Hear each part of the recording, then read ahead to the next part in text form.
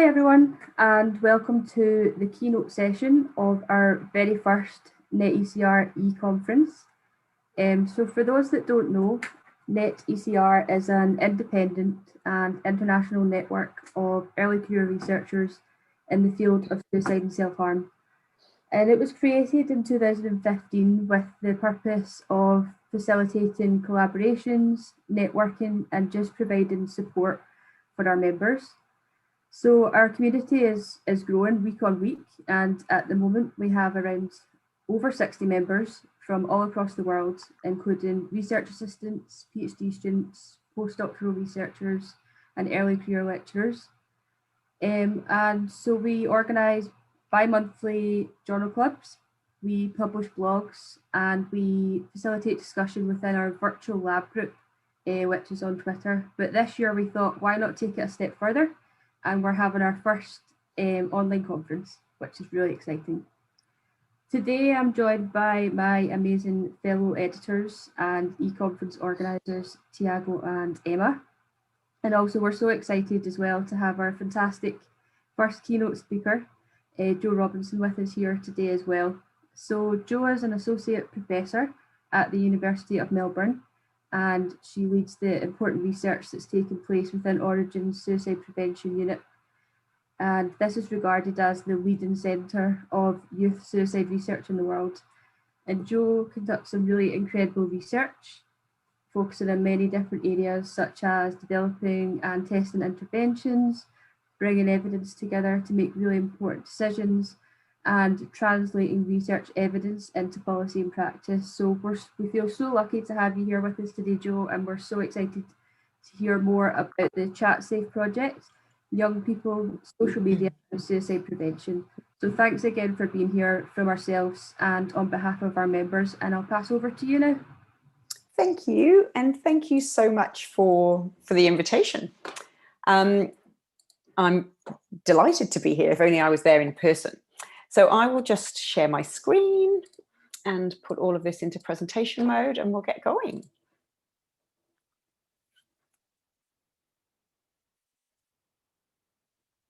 There we go. So thanks again, thanks for having me. And thanks so much for the introduction. So yes, as Kirsten said, I lead the suicide prevention team at Orygen at the University of Melbourne. And I'm going to talk today a little bit about our chatsafe project. So chatsafe came about, I suppose, because unfortunately, what we know is that suicide rates, or rates of suicide and self-harm actually, are increasing amongst young people here in Australia, but also elsewhere in the world. And we felt very much that there was a lot of attention being paid to youth suicide, and there was a lot of investment going on in terms of suicide prevention, but actually it wasn't necessarily doing what we needed it to do in terms of reducing the rates. So we felt very much that we needed a new approach to suicide prevention in young people if we were really going to be able to kind of reverse that trend. And we know that young people use social media to talk about suicide and self-harm.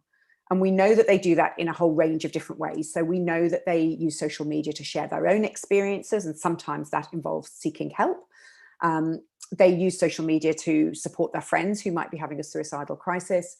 And they use social media to grieve for somebody or talk about somebody who's died by suicide. And sometimes that might be somebody they know, or sometimes it might be a celebrity or public figure. And there are lots of benefits to doing that. So we did a whole sort of series of studies that led, that we did before the chatsafe work, I guess, that led to all of this. And we did some systematic reviewing, and we did some survey work. And what we found from all of that was that there was a whole kind of raft of benefits associated with talking about suicide online. And that included the 24-hour nature of social media. Young people reported finding it a very sort of non-judgmental and acceptable environment to talk about difficult feelings. They found it very accessible, and they really valued the ability to help other young people as well as receive help for themselves. So there was all sorts of kind of positives associated with them talking about suicide and self-harm online. But we also know that there are some downsides, and particularly we were concerned about the potential for causing distress, even inadvertently. And we know that for the most part, young people wouldn't go online with the intention to cause distress or harm to others, but there was the potential for that to occur. And we were also concerned about the potential for contagion. So the fact that, if one young person talks about suicide or self-harm, in a particular kind of way that might incite similar behavior in others. So we were worried about those sorts of things. But despite that, people seem to be saying that the benefits outweighed the negatives, and that both young people and social media should be part of the solution in suicide prevention. So many of you here will be aware that media guidelines have become quite an accepted suicide prevention strategy. So we've got Mindframe guidelines here in Australia. I know the Samaritans have some in the UK, and many other countries do too. And they're really designed to help mainstream media outlets report or talk safely about suicide. So, for example, in newspapers and print media, or on the television and what have you. But we really felt that they probably would have limited use for young people. And I think that's probably because they weren't targeting young people. They weren't designed for that purpose. But also because I think that young people, certainly from the work we've done, young people tend to use social media in quite a different way to the way mainstream media might report about suicide. So it's, as I was saying before, it's much more dynamic, it's much more interactive, it's much more instant. So we really felt that young people needed some guidance around how to communicate safely on social media when it came to talking about suicide and also self-harm, although the chatsafe guidelines don't yet talk about self-harm. But we really felt that those guidelines really needed to be specifically designed for young people and for social media, and in partnership with young people. So we developed the guidelines. Many of you will be aware we did that using a Delphi expert consensus study, where we had panels of young people and panels of suicide prevention professionals, who rated a whole series of items that we'd extracted from the peer-reviewed and grey literature to determine what should be included in the guidelines. And those items that achieved over 80% consensus between young people and professionals were then included in the chatsafe guidelines. And they were really designed around those ways that I mentioned that young people told us they used social media platforms to talk about suicide. So as you can see from the slide here, what there are is the sections around how to talk safely about suicide online and how to share your own experiences or thoughts or feelings. There's a section on how to respond to somebody else who might be suicidal. And then there's a section on how to talk about somebody who's died by suicide. And as you can see from the slide, we think the guidelines are very sort of youth friendly. They're freely available on the Orygen chatsafe website. So they're very accessible. But even then, even though they were kind of looking very youth friendly and they were designed in partnership with young people, we still felt that young people were unlikely to read large sets of guidelines, even if we were terribly proud of them. So what we then did was we set about bringing the guidelines to life through a co-designed social media campaign. So we partnered up with young people from across Australia. I can't quite remember the numbers now. We've published all of these papers, so you can see the references here on the slide. But we ran a whole series of co-design workshops right across the country with young people. And what we did was we took different sections of the guidelines, or they did, and they then brought them to life through a whole series of co-designed social media content. So what I'm going to show you now is some actual content from the guidelines and how that ended up being translated into social media content. So this first one here is a section from the very beginning of the guidelines, which, as you can see, is talking about sort of giving a message really, which is before you post about or share your own story about suicide online, here are some things that you might want to think about before you do that. So what we did was that we then took this text, so the text here that was in the guidelines, and then turned it into this little animation. So this is Moon Cookie, who's our chatsafe friend, and Moon Cookie is our sort of came about out of one of the co-design workshops we did with young people. They're non-gendered and they're non-culturally aligned, so hopefully everybody can relate to them. And we'll see if we can make Moon Cookie speak to us. Hang on.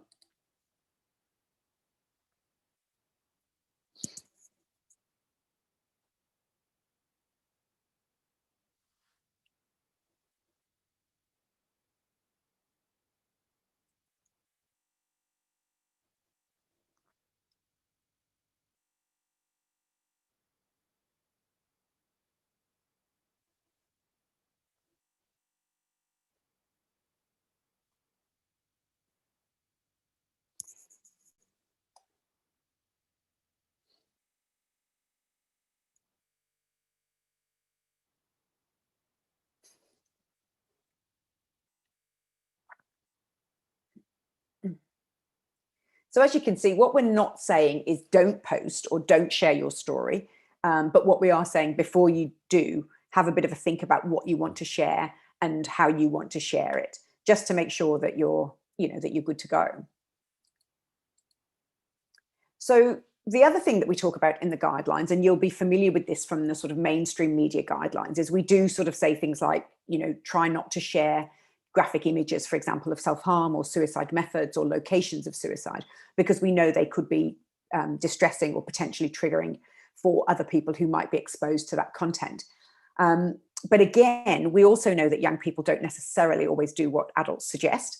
So what we've got here is some content that says, well, if you are going to post about those things, so the section before this says try not to, but then we sort of say, but if you're going to, then consider providing a trigger warning or a content warning before your post, so that other people can then make an informed choice about whether or not they want to be exposed to that type of content. And really the philosophy behind the chatsafe guidelines was about giving young people the agency and empowering them to have these conversations in a safe way.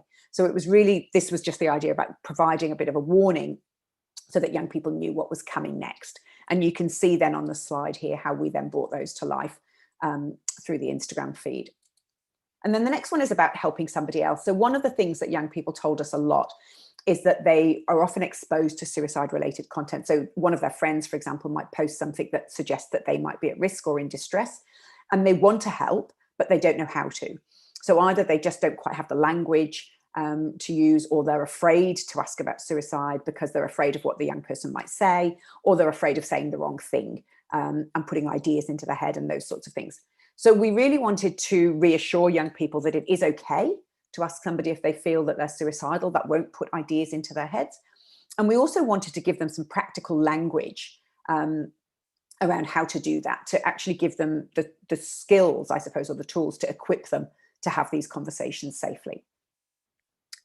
And then the final bit that I'm just going to show you now is around self-care. And we were really mindful about this throughout the campaign, and the study that I'll talk a little bit about was that we didn't want to overexpose young people to too much content about suicide, just in case that was distressing. So we also had a lot of content in there around self-care.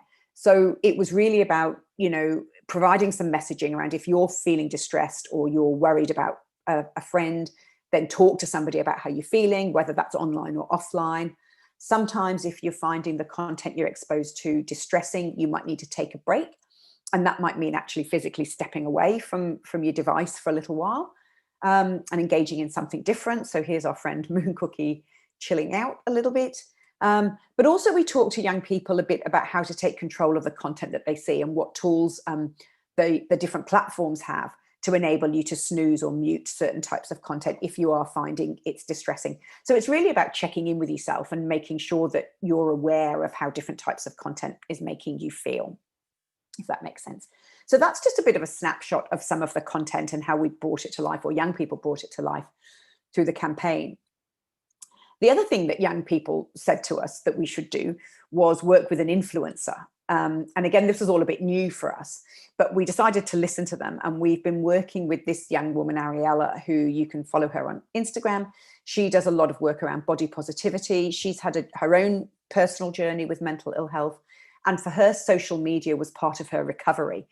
And it was partly about connecting with other people who'd had similar difficulties to her, and being able to help them.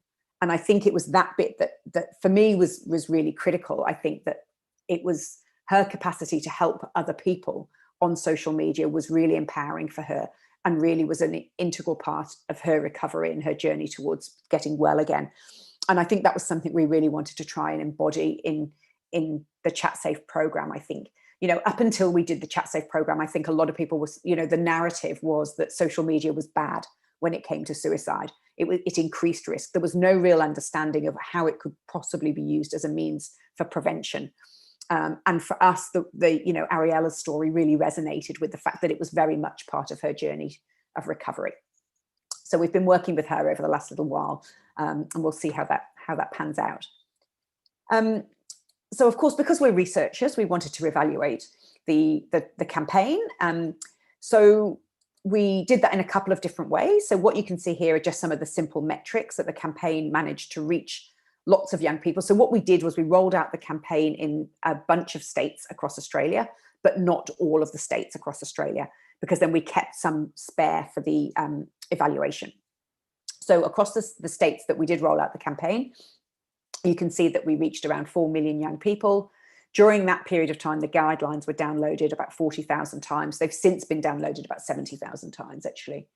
Instagram, Facebook, and Snapchat were our best performing channels, in particular stories, and videos were the favoured format. And the guidelines also sit on the Facebook Safety Centre page. So Facebook have been terrific partners for us in this whole piece of work, and that our guidelines and some of the other resources now sit on their platform themselves, which has really helped us kind of get the guidelines out beyond a traditional mental health audience, I think, which has been so important and we're not always very good at in the world of research and suicide prevention. So the other thing that we've been doing, as I said, is evaluating the trial or the study. So we conducted a study in parallel. And what we were looking at here was to see whether or not exposure to the chat-safe content could improve the safety and quality of online communication about suicide, whether it would improve people's willingness and perceived capacity to intervene against suicide online, so to help other people, improve people's confidence when talking about suicide online, and their perceived safety when talking about suicide online. So they were the aims of the study. And you can see some of the kind of the comments that we got back from young people here and sitting under Moon Cookie. And these are the study methods. So we're just writing this up at the moment. But what you can see here is, so what we did was a pre-post study where we collected data at baseline. We recruited young people. So we ended up with 189 young people in the study that went all the way through to kind of finish the follow-up surveys. We recruited them. We then did a baseline survey, and we then waited 4 weeks before we really did anything. They then received the 12-week campaign intervention, and they received 3 different pieces of content each week. And one of those was sort of sent by direct message to a social media platform of their choice. And the content, each week was sort of themed with a different type of content. And I won't sort of get into the nuts and bolts of all of that now. But then again, what you can see on the slide is we followed them up immediately after the intervention and again 4 weeks later. So there were these kind of windows here where they weren't getting any part of the intervention. And there was a reason for that. And that was because what we did was, after we did all of their follow-up data and they'd received the campaign, what we then did was ask them to send us a download of their social media data from this 4-week period prior to exposure to chatsafe, and then for the period during and after the campaign. And that's what we haven't measured that yet. We're about to. But what that will be able to do is we'll be able to benchmark that against a matrix that we've developed in order to really assess the quality and safety of their online communication about suicide prior to and after the chatsafe intervention. But in the meantime, what we have been analysing are some of the evaluation questionnaires, adverse events, reach, and those sorts of things. And basically what we found is that the majority of young people, around 80%, found that the content helpful. They reported finding that it helped them communicate more safely about suicide, and very few reported that it had a negative impact on them. And in all of our measures, young people reported an increase in kind of perceived willingness to help others, and their perceived safety and capacity to help others as a result of the chatsafe campaign. So that's a sneak preview of our results. As I said, we're just sort of writing it all up at the moment. So this is all kind of hot off the press. But the results definitely all look like they're moving in the right direction, which is fantastic. And this is just one of the quotes that we gained from one of the young people. And for me, this was really important. Like, obviously, you know, the fact that the young person had found that the campaign and the intervention had really impacted positively on them, particularly somebody who'd lost a friend to suicide. That meant the world to us, really, to find that it was really making a difference for young people. And the other thing that the young person said, although it's not actually up here on the slide, is that we paid all young people for their participation. And that they'd really valued that as well, that it enabled them, they'd use the money to go and get themselves some psychological support, which was fantastic. So that's a bit of a sneak preview of some of the findings from the evaluation. I'll just rattle through a couple of new developments. for chatsafe. So there's always something going on with chatsafe. There's never a dull moment. So we did receive some funding after we'd released the guidelines to globalize them. So we got that funding from Facebook, and they gave us some funds to translate the guidelines or adapt them for, at that point, it was up to 10 different regions around the world. And we've subsequently translated them for another couple of regions as well. And so what you can see on here is the Instagram feed in all sorts of different languages, which I thought was fantastic. And some of the metrics here in terms of reaching 1 million young people, 4,000 downloads of the international guidelines in that first 6-week period. We've also developed an intervention or a resource, for educators. So we're very mindful that, particularly for young people, that teachers are often the first port of call for young people. They're often kind of the very front line of suicide prevention, and they really feel under-equipped and under-resourced when it comes to supporting young people in school environments to talk safely about suicide. So we developed some resources for educators. You can see again the link there for them on our website. They're also on the Facebook page, their Get Digital page. And this really just walks educating staff or educators through what safe communication could look like and how they can then engender that in young people, rather than just going to their instinct, which certainly a lot of people of my generation might do, which is to try and shut down those conversations and not engage with them. What we're really trying to do is say that's probably not the best way to go. But here are some ways that you can help empower those young people, again, to have those conversations safely. So this is all based on the guidelines themselves.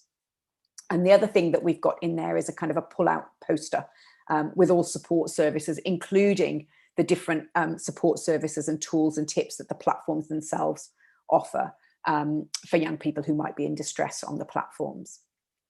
So there are resources for educators. We've also developed a resource for communities. So we know that young people who have been exposed to the suicide in a friend or a peer, they're at elevated risk of suicide themselves. And we also know, and they're potentially at risk of kind of finding themselves involved in a suicide cluster. And we know that a lot of, that's really challenging for communities when it does occur. And a lot of the communication about the suicide cluster will occur on social media platforms. So again, what we wanted to do was provide some tools and resources for communities to help manage those conversations safely. Again, rather than just instinctively shut them down, it was really about providing them with some guidance around what memorializing somebody respectfully might look like, how they might use social media to push out messages of support in a proactive way, rather than always managing things reactively. And what we're also doing is trialing some corresponding content with young people. So we got some additional funding from a different source to then develop a specific suite of content that's really been designed for young people who have been bereaved by suicide, and to trial that amongst young people to see whether or not that helps them, again, feel better equipped to talk about suicide online, about the person who's died by suicide, or to memorialize them kind of safely and in a contained way, I suppose. So that's a study that we've got. It's just a small study that we've got going on at the moment. But excuse me, the idea of that is really that we're starting to wonder how an intervention like chatsafe, for example, could be used as part of a real-time response to a suicide cluster if that was to occur. But first, we wanted to make sure that the content felt safe and useful for young people. So that's that. So what's next? As I said, we're always moving. There's always something else going on. So we're just starting a study looking at how young people talk about self-harm, or use social media platforms to talk about self-harm, and what's helpful and what's unhelpful in those conversations. And that's building on some work that some colleagues have done in the UK a little while ago. And we're doing that with a view to being able to update the guidelines in the middle of next year. And then what we'll do is also develop some new social media content to incorporate those updated guidelines, which will also include self-harm, not just suicide. So just to kind of wrap all of that up, what does all of that tell us? Well, as I said at the very beginning, I strongly believe that we need to do something different in youth suicide prevention. I think we need an alternative approach, and I think that young people need a voice in that process. And I think that's one of the mistakes we've made in the past, that young people haven't been part of the conversation. And I think that's, we very much need to address that. I think we've learned that it can be safe to use social media platforms for suicide prevention. They can reach large numbers of young people very quickly and in a way that's acceptable to young people. And specifically designed content could potentially be used as part of a real-time response following the suicide of a young person. So therefore mitigate that risk of suicide clusters occurring. And these are just some of the next steps that I mentioned before. And with that, I will say thank you very much for listening and for having me here. And thank you to our funders, but most of all, thank you to the young people who took part and made chatsafe what it is today. Thank you.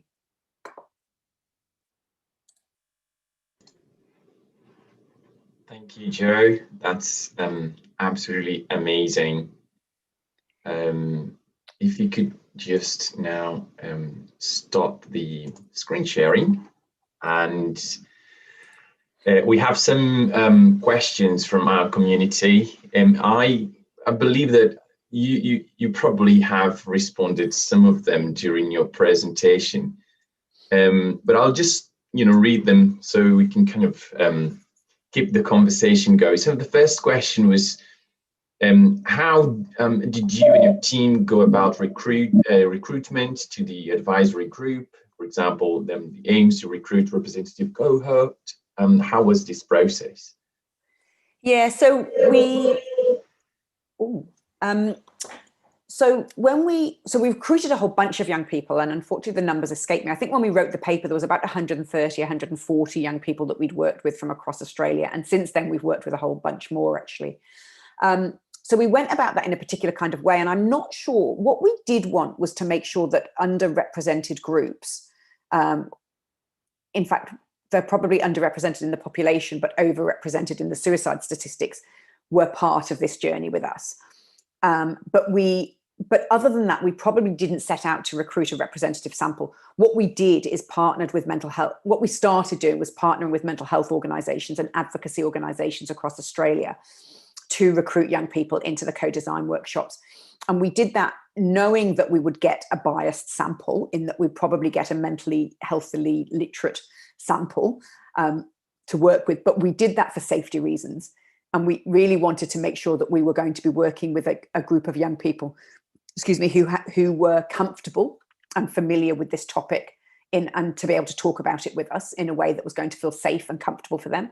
And we also wanted to make sure we had a good governance structure around us, so that those partner agencies, so people like Headspace and Reach Out and Batir, who are good partners of ours, we wanted to work with them because we knew then that the young people would feel supported and well looked after on the journey.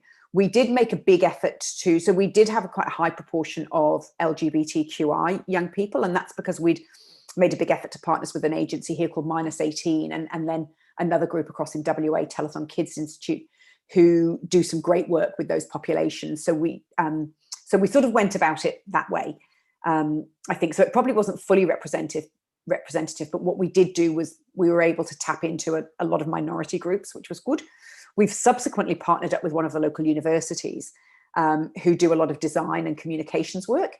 And so that's brought us a whole different cohort of young people as well. But we did spend a year traveling around the country trying to make sure we reached all corners of Australia. And Australia is a very big country.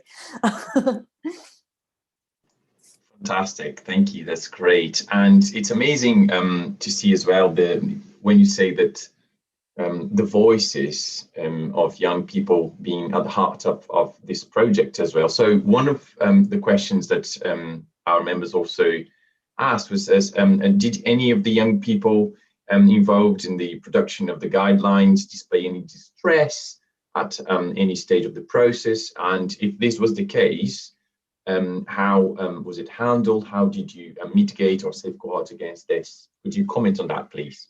Yeah, definitely. So that's something we took very seriously. We were really mindful that we were dealing with a challenging topic, and we were going to be creating or conducting day-long workshops with young people about suicide. So we did take that very seriously. So we did a number of things to look after their well-being. So when they signed up to take part in the study, we asked everybody to complete and share with us a wellness plan, which identified, things that were perhaps trigger points for them, things that they do to look after themselves and their well-being that they could kind of then employ if they needed to during the course of the workshop. They were also asked to provide a support person or contact details of a support person in case we needed to contact somebody for them and what have you. And we also always had a clinical psychologist on call as well as backup. We did have once or twice young people got distressed during the workshops, but it didn't happen very often. And when it did, we also made sure that the workshops were very well staffed. So we partnered up with a digital design and media company. So they did all the creative stuff at the workshops, and we were also there looking after the young people's well-being. So there was lots of staff. We could always see everybody. We had lots of kind of fidget toys and things like that on the tables, and soothing and mindfulness tactics that we used so that people felt comfortable. We had lots of breaks.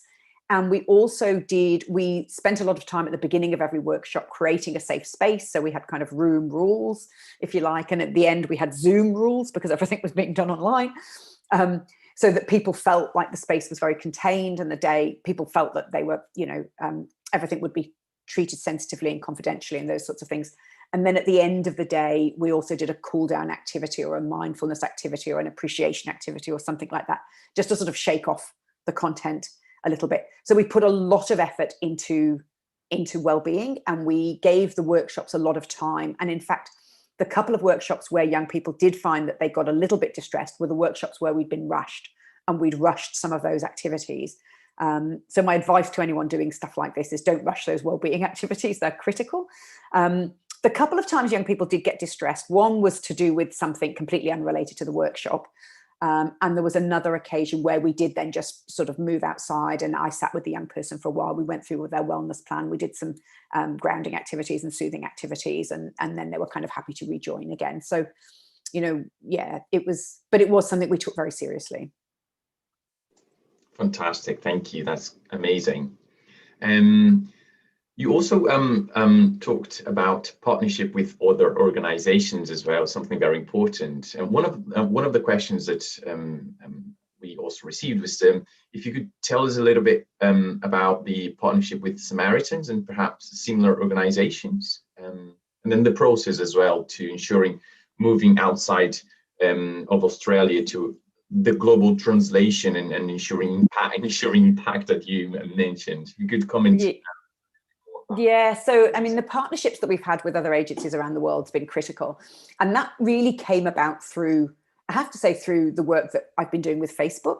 So as I said at the beginning, Facebook have been a really good partner to us in this project. And so they were very keen to globalize the guidelines. And so we sat down together, and so they gave us the funding to do that. And we sat down together and identified a whole suite of partner agencies around the world to do that. And I think that was critical, because I think there's no way we would have known in Australia how to reach young people across the UK, for example, or across Nigeria, for example, or South Korea. So we sat down. So some of those partnerships came about through an advisory group that I sit on for Facebook and Instagram. And so the Samaritans also sit on that advisory group. So some of those came through there, and some of them came through collaborations that we had with other agencies around the world. And we really selected those countries based on partly kind of having those partnerships and collaborations in place. So there was a readiness, and then also partly in terms of elevated and high suicide rates. So where we felt there was a really strong need. And in fact, we've got numerous countries that are coming to us now saying, can we have a version? Can we have a version? So we're just trying to navigate how to go about doing that. Fantastic. And keeping with the social media, another question was, what do you think about online platforms, if social media should be doing something differently? What changes would you like to see? How do you see social media platforms working at the moment on the topic? Yeah, look, I think it's challenging. I have to say, I think they, for the most part, are really trying hard to keep their platforms safe for young people. I think the platforms are being used in all sorts of ways they never imagined they would be used for example, live streaming a suicide or an act of self-harm. And I think they've got a really hard job to do, I have to say. I do think there are things that they could probably do better. Personally, for one, I'd like to see them use their artificial intelligence capacities and their algorithmic capacities a little bit better, a bit more proactively probably, to actually proactively reach out to young people who they're worried about and serve them up personalized content. I have this conversation with Facebook all the time, because they say to me things like, but that would breach our privacy settings and our rules. And I'm just like, I'm pretty sure that, they get breached all the time for other reasons. And actually what young people are saying to us is they're pretty comfortable with platforms using their AI capability if they're doing that to keep them safe. So I think there's probably more that they could do. So for example, at the moment, if a young person was to post, or anybody actually was to post that they felt suicidal on a platform, then a viewer could report that to the platform, and the platform would intervene, and they would send out a message to the individual and say, are you okay? We're worried about you. Or they might spot themselves using their AI. They might spot that post themselves and intervene. But what they send them is a fairly generic message saying, these are some things that you could do to help you feel better. Whereas personally, I wonder if those sorts of messages would have better traction if they were more personalized. And, whereas I think actually Facebook probably knows all about the sorts of things that make me feel better when I'm feeling a bit low. And it could send me personalized content saying, hey, Joe, why don't you, get off your backside and go to the gym? Or why don't you contact your friends, or whatever? Do you know what I mean? So I think that they could probably do more that's a bit personalized. They're a bit nervous about doing that, but I think that they could. But I also think that they have a fairly hard job, because I think we don't always understand fully what is helpful and what's unhelpful. And I'm thinking here about things like self-harm, images of self-harm. So, here what the platforms will do is always sort of want to try and remove an image of self-harm, or the tension is, the advice is often actually, if somebody's showing an image of self-harm, you should remove it because it will be triggering and potentially lead to episodes of contagion in others. But the flip side, the corollary of that, is that actually, if you remove a post, what does that do to the young person who's shared the post in the first place? That might be their only mechanism for reaching out and seeking help and expressing themselves. So it might, whilst on the one hand, you might be protecting a viewer, on the other hand, you might be increasing risk in the poster. So I think there's a real challenge, and I think we need to better understand some of the nuances of online behaviour in order that we can keep those platforms as safe as possible. Does that answer your question? That's amazing. That's really great. Thank you so much, Jared. Now we're just going to pass the ball to Emma. She's got some other questions related to career path. So Emma is with you now. Hi, Joe. Yeah, we've just got a couple of questions, really, just to ask a wee bit about yourself, if that's okay. So first off, could you just briefly give us a little bit of an overview of your career path and how you've got to where you are today? Yes, so this is always an interesting question for me, because I think that my career took a bit of a winding path. It wasn't a straightforward path. So for me, I left university 4,000 years ago and didn't go straight into research. So I spent quite a bit of time working in as my first jobs out of uni were kind of like as a home working in home residential care, in support work and daycare with people with mental health problems and learning disabilities. And then I went on and worked on a social work team as an assistant social worker before getting a job in research. So I spent quite a lot of time doing that kind of really practical on the ground sort of work, which for me, I think was fantastic, because it gave me a real grounding in the sorts of difficulties people have when they're grappling with mental ill health and those sorts of things. And also a really good understanding of how the system works or doesn't work at times and those sorts of things. And so I did that for a little while before going into research. And then sort of got a research associate's job, and I then got a project management job in research. And so I did all of these things before then kind of coming over to Melbourne and sort of trying to sort of set up my own research unit. But I didn't do my PhD until I didn't enroll in my PhD till I was 40. So I had and by which time I had a family and all of those sorts of things. So I kind of think it's been a bit of a winding path. It wasn't, I wasn't one of those kind of super gun, academics. I was a bit of a rubbish student, actually. I was the one that was always sat outside the library, but never went into it right through university. So it was amazing that I became an academic at all, really. But, one of the things that I do like to say to people is there are all sorts of paths into academia, and it's taken me quite a long time to get to where I am now. And there's probably no right or wrong path. And one of the good things I think about the path that I took is that I learned an awful lot along the way about working with people and working with people from all different kind of walks of life, if you like. And I certainly came out of university thinking I wanted to be a clinical psychologist. And it wasn't actually for a little while. It took me several years to work out that, first of all, I would be a hopeless clinician. But also, I'm very much a big picture person. And I just, as soon as I got into research, I sort of fell in love with it. But it did take me, as I say, quite a long time to get round to doing my PhD. And that was for all sorts of different kind of personal reasons and professional reasons. But then once I did, things moved very fast for me. So I was, and probably because I'd been around for a while, I had some good runs on the board. So was quite well known around the traps and had a bit of a publication history and those sorts of things.